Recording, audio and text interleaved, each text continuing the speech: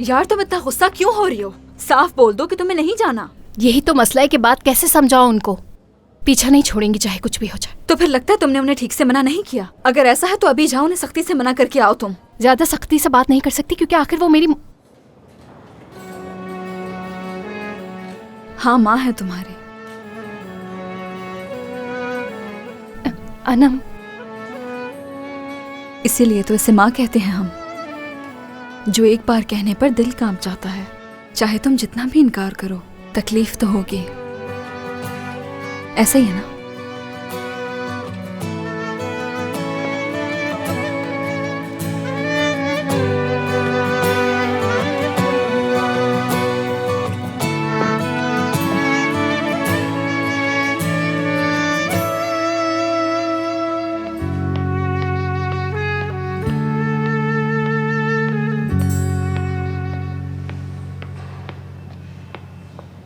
काश कि अनम आपकी बेटी होती।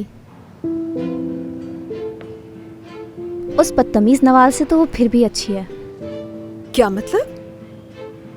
नहीं, मैं तो सिर्फ आपको ये बताना चाह रही थी। वो डाइनिंग हॉल में है, सोचो मैं गुमसुम बैठी हुई है, जाके उसे वहाँ देख सकती हैं।